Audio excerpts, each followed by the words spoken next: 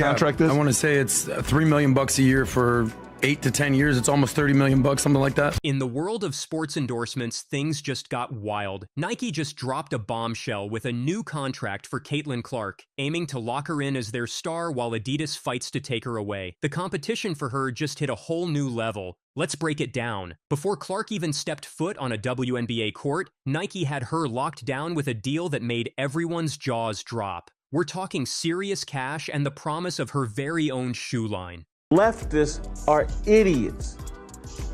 Idiots. They're not about business. They're not about growing the WNBA.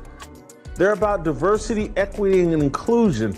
This is insanity, what they're doing to Caitlin Clark. But then, Nike pushed back the release date for Clark's signature shoe not once, but twice. It went from coming soon to maybe someday faster than you can say airball. And while Nike was busy shuffling papers and twiddling their thumbs, Clark was out there setting the basketball world on fire.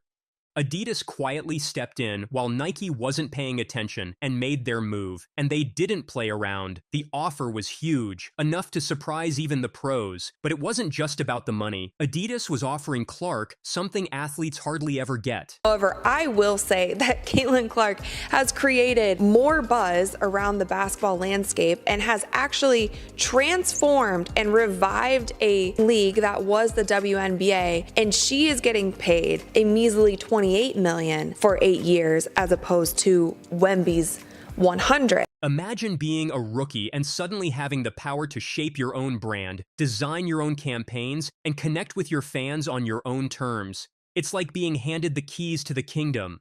Adidas wasn't just offering a contract, they were offering a partnership.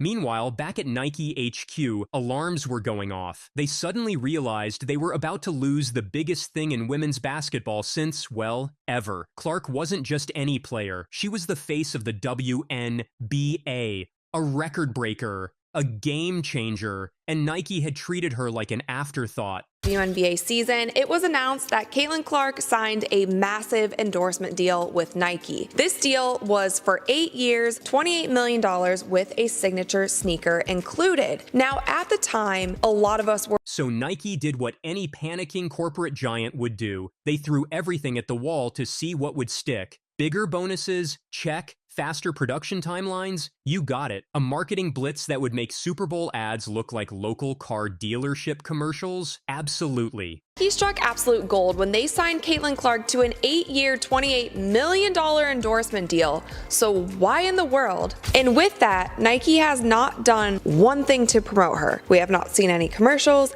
We have not seen any ads. We have not seen any Caitlin Clark merchandise. And we for sure as hell have not seen any Caitlin Clark signature. But here's the kicker. It might all be too little, too late. Clark's fans had been watching and they weren't happy. They saw how Nike sidelined their idol, pushing other players to the forefront while Clark was left waiting in the wings. And in the age of social media, fan loyalty can make or break a brand. Now, this whole mess isn't just playing out in boardrooms and on basketball courts. Oh no, it's headed for the courtroom. Nike's not just trying to win back Clark, they're gearing up to sue Adidas. They're claiming Adidas played dirty, trying to lure Clark away despite her existing contract. It's like watching two heavyweight boxers squaring up, with Clark caught in the middle of the ring. On one side, you've got Nike, the reigning champ, desperate to hold on to their title. On the other, Adidas, the scrappy challenger willing to bend the rules for a shot at the crown. So in conversations with people in the know, it indeed has something to do with the WNBA MVP and Nike athlete, A'ja Wilson. But beyond Wilson, it's about the culture at the company that's more concerned with quelling noise rather than making it, as Nike once used to. And let's not forget what's really at stake here. This isn't just about shoes or contracts. It's about the future of women's basketball. Clark has single-handedly revitalized the WNBA, bringing in viewers by the millions and turning regular season games into must-see events. She's not just a player, she's a phenomenon. This will be a whole new offering and probably tap into a market that Nike and other sports apparel companies really haven't before. You know what the contract is? I want to say it's $3 million a year for 8 to 10 years, it's almost 30 million bucks, something like that. The brutal realization finally hit Nike, and they showed a middle finger to Adidas with the new Caitlin Clark contract. But the biggest shocker here is that Nike's not only The real irony, while Nike and Adidas battle it out, they're both missing the bigger picture. Clark deserves far more than what either is offering. She's outshining veteran players, breaking records, and pulling in crowds that rival NBA teams. Yet, despite all the hype, her deal is still a fraction of what top male athletes earn. It shows the ongoing gap in sports. Clark has changed the game, but she's being treated like a bargaining piece instead of the MVP she truly is. No wonder Adidas's offer was so appealing. They seem to understand her real worth, both on and off the court. As this drama unfolds, it's raising some big questions about the sports industry as a whole. How do we value athletes, especially women, in a world where social media influence can be just as important as on-court performance? Are the old ways of doing business still relevant in a rapidly changing landscape? One thing's for sure, whatever happens next, it's going to shake up the industry. If Clark ends up with Adidas, it could signal a shift in power dynamics, showing that even giants like Nike aren't invincible. If she stays with Nike, it might force the company to rethink how they treat their athletes, especially the rising stars. And let's not forget the fans in all this. They're the ones who've been riding with Clark from day one, filling arenas and blowing up social media with every game. They're watching this corporate tug-of-war with a mix of fascination and frustration. After all, they just want to see their idol get the respect and recognition she deserves. As we wait to see how this all shakes out, one thing is clear. Caitlin Clark has changed the game, both on and off the court. She's shown that women's basketball can pull in the big crowds and the big bucks. She's proven that a rookie can have the kind of star power that makes corporate giants sweat. Whatever happens next, whether Clark ends up with Nike or Adidas or decides to start her own shoe company, hey, stranger things have happened, one thing's for certain, the sports world will never be the same. Clark has set a new standard, not just for women's basketball, but for how athletes should be valued and treated. So here we are, watching two giants of the sports world duke it out over one incredible athlete. On one side, we've got Nike, the established king trying to hold on to their crown. On the other, Adidas, the challenger ready to risk it all for a shot at the top. And in the middle of it all, Caitlin Clark is the rookie who's shaking up not just the WNBA, but the entire sports industry. Whatever happens next, one thing's for sure, the game will never be the same. Everything else. Y'all owe us a debt. And damn it, if we are participating in a sport that loses money for 27 straight years, damn it, you better fly as commercial. You better fly as private. The WNBA's 2024 season was about to bankruptcy as Clark and Reese left the WNBA. Caitlin Clark and Angel Reese played in the league. Everyone thought we'd see the sport reach new heights. And in many ways, it did. But here's the kicker. The New York Post just dropped a bombshell, claiming the league's about to take a $40 million hit this season. Talk about a plot twist. Let's break it down. Since these two superstars hit the court, we've seen some crazy good results. Sold-out crowds? Check. Merchandise flying off the shelves? You bet. TV ratings through the roof? Absolutely. ESPN's viewership shot up by a whopping 170%. And get this. There were over 100 more sold-out games compared to last year. That's not just good, that's insane. The WNBA's 2024 season was a roller coaster with Caitlin Clark and Angel Reese taking center stage. These two rookies shook things up, but the league's still in a financial pickle. Let's break it down. Since the Marina Mabry trade, and she has stepped up her game in that opportunity. Caitlin Clark for three, rattles it around for her first deep shot. Well, she's definitely taken that golden advice, recently being the first WNBA player that has recorded consecutive 20-plus point rebound games. She saw it online. Look, she plays hard. I like the way she plays. I love her. I love the way Caitlin Clark is playing. Clark and Reese faced off 4 times when the Indiana Fever met the Chicago Sky. Clark's team came out on top, winning 3 out of 4 games. Clark played all 40 games this season, while Reese managed 34 before a wrist injury sidelined her. Looking at the numbers, Clark's got the edge in most areas. She averaged 19.2 points, 5.7 rebounds, and 8.4 assists per game. Reese, known for her rebounding skills, averaged 13.6 points and a whopping 13.1 rebounds per game. Clark shot better too, with a 41.7% field goal percentage and a 34.4% three-point percentage. Reese shot 39.1% from the field but struggled from behind the arc, hitting only 18.8% of her threes. For the whole season, Clark racked up 769 points, 337 assists, and 53 steals. Reese totaled 462 points and led the league in rebounds with 446. She even set a record for most rebounds in a single season before an injury cut her run short. They get a gift sent to them called Caitlin Clark. She is sprinkling magic all around the WNBA, making a sport that no one likes likable and watchable. And instead of showing any gratitude towards Caitlin Clark, they have set out to destroy Caitlin Clark. This is what women do.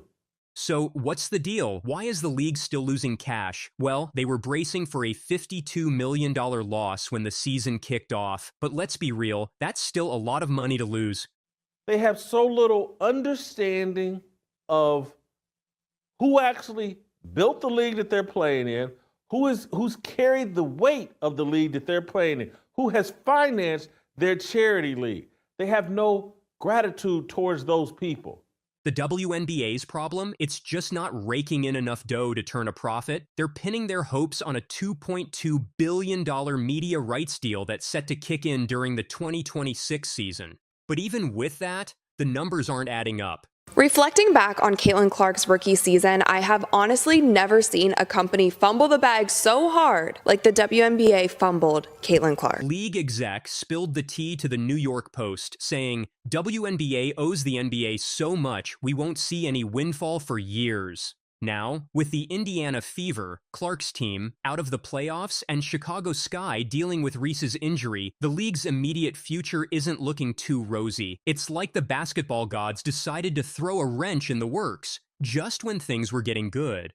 But let's talk about Angel Reese for a second. She recently opened up about her WNBA salary, and it's not pretty. It doesn't cover my bills, she said. When one of your biggest stars is saying they can't make ends meet, you've got a problem. The WNBA is banking on more players like Clark and Reese to help them break free from the NBA's shadow. It's a tall order, but crazier things have happened in sports. So, what's the takeaway here? The WNBA's in a weird spot. On one hand, they've got these incredible players bringing in fans and making the game more exciting than ever. On the other, they're still hemorrhaging money like there's no tomorrow. It's like they're stuck in this bizarre limbo, too successful to ignore, but not quite successful enough to stand on their own 2 feet. The big question is, can they keep this momentum going? Can they find a way to turn all this buzz into cold, hard cash? Or are they going to be stuck playing second fiddle to the NBA forever? One thing's for sure, the WNBA's got some serious thinking to do. They've got the talent and they've got the fans, now they just need to figure out how to make the dollars make sense. In the meantime, Clark is about to travel for the Europe League, and who knows, maybe her star power will be enough to push the WNBA over the edge and into profitability. But for now, the league's future is as unpredictable as a basketball bouncing on the rim. Will it fall in or bounce out? Only time will tell. But one thing's for sure, with players like Clark and Reese on the court, it's going to be one hell of a game to watch.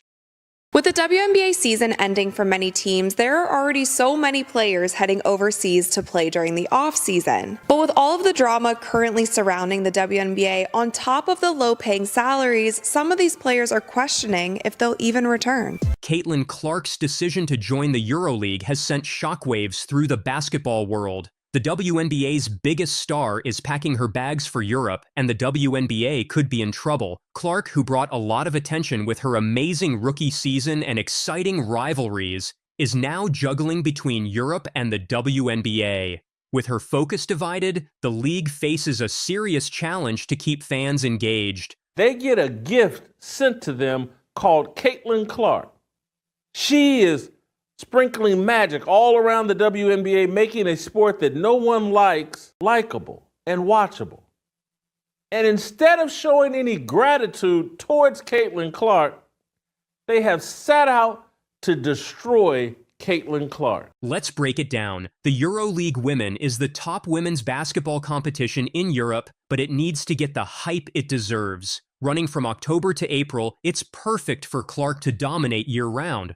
And from the sounds of this interview, it seems like she's probably going to make more money overseas in EuroLeague than she did during this WNBA season. Now, Gabby Williams is a player who came on my radar during the Olympics. She played for Team France, and this past season, she played for the Seattle Storm. Clark's not just playing more games, she's expanding her brand and taking on international competition. It's a smart move. While the WNBA runs shorter seasons with mostly American talent, the EuroLeague pulls in players from around the world. It's basketball at its finest, with teams from all over Europe battling it out. The WNBA might be worried right now. Clark, who drew major attention with her incredible rookie season, is now splitting time between Europe and the WNBA, creating a big challenge for the league. Clark's part-time role means less screen time, less hype, and fewer big moments. She was supposed to be the future face of the WNBA, so losing her, even part-time, is a huge blow. Feel like there could be a team overseas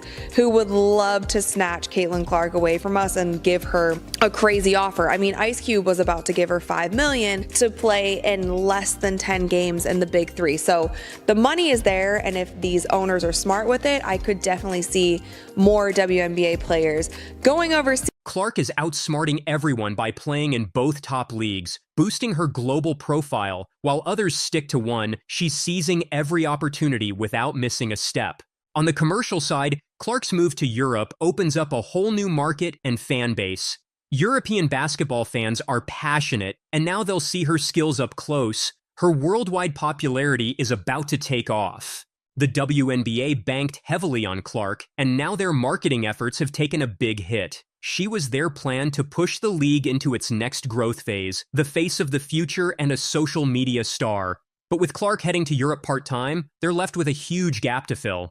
Here's the proof. Since Clark arrived in the WNBA, viewership for Indiana Fever games has skyrocketed. Her rivalry with Angel Reese? People live for that drama.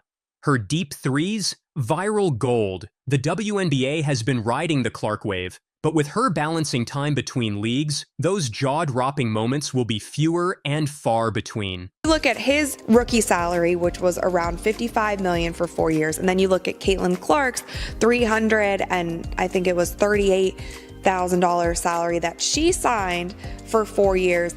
That is about the same amount more. It's around 162 times more that Victor made than Caitlin. So if Clark's playing the long game, not just chasing short-term wins. She's expanding her brand, elevating her game, and building a legacy on a global scale. This isn't just about seeking a new challenge. It's a strategic move that's set to reshape the future of women's basketball. Now let's talk about why the EuroLeague might be better than the WNBA. The WNBA runs from May to early September, a short season, but the EuroLeague offers 6 months of intense basketball, giving Clark more time to showcase her skills and get extra exposure. And the competition? The WNBA's full of American ballers, no doubt. But EuroLeague women? That's a whole global affair. One night, you're squaring up against a team from Russia that's all about brute strength. The next, it's a slick, fast-paced squad from Turkey. It's like a world tour of basketball styles. Games, they always sold out. Unbelievable. So Atlanta would normally have 3,000, 4,000 people. Now they have 17,000 people, and they sold 1,000 standing room only tickets.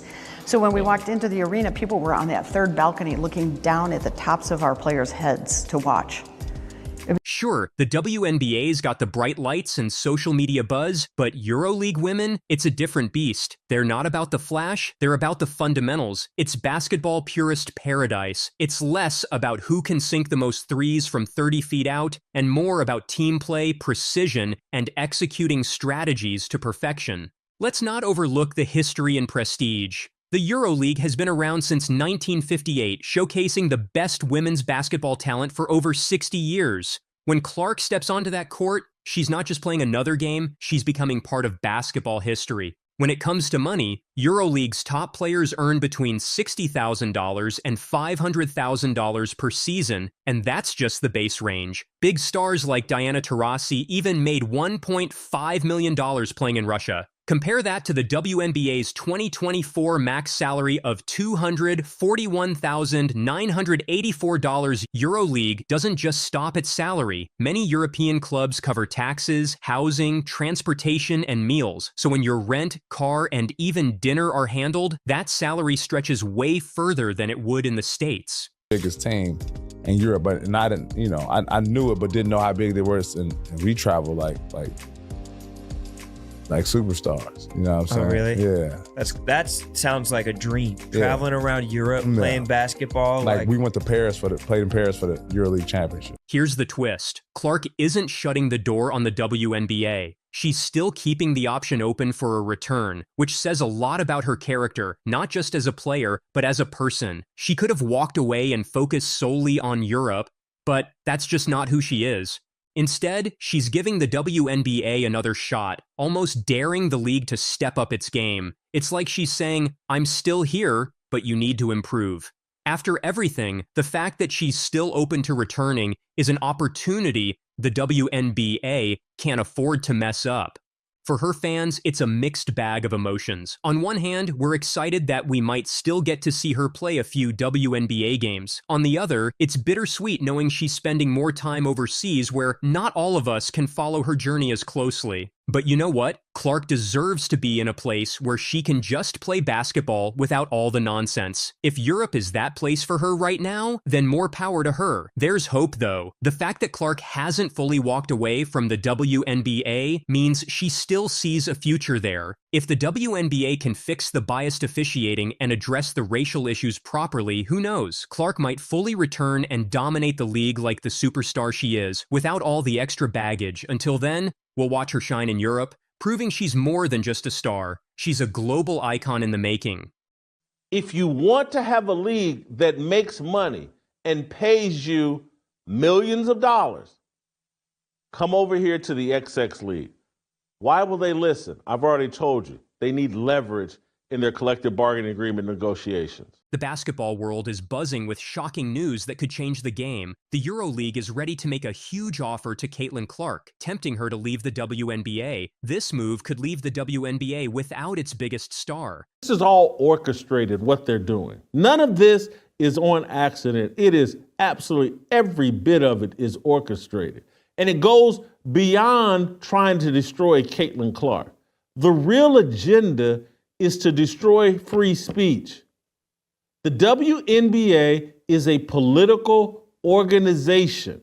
Clark's time in the WNBA hasn't been easy. She's faced a toxic environment and unfair treatment. Some think this is the perfect chance for her to escape and show her true value. The EuroLeague offer could pay her 10 times what she makes in the WNBA. Plus, they might treat her better. Yeah, it's definitely upsetting. I don't think nobody in our league should be facing any sort of racism, hurtful, disrespectful, hateful comments and threats. Those aren't fans, those are trolls, and it's a real disservice to the people in our league, the organization, the WNBA. Clark has been a game changer for the WNBA. She's brought in record crowds and viewers, but some players and commentators have tried to bring her down. Now, with this offer, those critics might regret their actions. Some of us felt like maybe she hadn't proved it in the WNBA, but at this point, she certainly has. So she proved everybody wrong. What about the guards? Let's talk about the guards that did make it. Talk about the guards that did make it. How they play, Andrea? Because you were one of the ones that say she didn't earn it. How did the guards play that was in the Olympics? How did they play? For sure, but we can't take how Caitlin finished the W season and pivot that to how she would have done in the Olympics. That's a completely different argument. The EuroLeague's interest in Clark shows how valuable she is. They're willing to pay top dollar for her talent. This deal could make her one of the highest paid players in women's basketball, both in the US and abroad. For Clark, this move could be a defining moment. It's a chance to join a league that truly values her skills. Despite carrying the WNBA on her back and breaking records, Clark hasn't always gotten the respect she deserves. The news has caused tension in the WNBA. Many players are jealous that Clark, still early in her career, could earn so much more than them. In a league where players fight hard for decent pay, the idea of Clark earning 10 times more overseas has created unease. Some see Clark as abandoning the WNBA, leaving her fellow players to keep fighting for better pay. This has led to conflicts within the league. Some players are upset that Clark's departure could weaken the WNBA, while others respect her choice to seek better opportunities. That's tough because you got to win one. I feel like that college is one of those spaces where you got to win one for them to even have your name in the conversation. And it took me 3 years to win mine, so it's hard. But congratulations to her. I know my teammate KP was just like, yeah, that's huge. That's a lot of points, and that don't take that for granted. They were getting them up 100%. So congratulations to her. But I think she got to win her one to really kind of have her name in that. But I mean, Initially, Clark had said she wanted to take a break after her rookie WNBA season. She talked about needing rest and recovery, but now it seems she's changed her mind. The poor treatment she's received in the WNBA might have influenced this decision. Clark's impact on the WNBA has been massive. She's been the league's biggest draw, bringing in record viewership and filling arenas. The Indiana Fever, Clark's team, even broke attendance records. Her jersey sales have soared, making her one of the most recognizable faces in women's sports. Despite all she's done for the league, the WNBA hasn't always treated Clark well. Instead of supporting her, they've allowed negativity and jealousy to overshadow her contributions. This lack of support has fueled rumors about her potential move to Europe. And one. She is incredibly well controlled off of the bounce, absorbing the contact, getting it to go high off the glass. 6 rebounds, 5 assists. She leads in points, rebounds, and assists. Clark from the logo and knocks it down. The game plan is to force her to put the ball on the floor when you got to be up in her space to do that. Clark's rookie year in the WNBA was full of challenges. She faced opposition at every turn. Even her remarkable performances were unfairly criticized. The hostility Clark faces seems to come from jealousy over her success. Some players feel threatened by all the attention she gets, but Clark has earned that attention. She's changed the league with her incredible skills and her ability to bring in big crowds. The WNBA's failure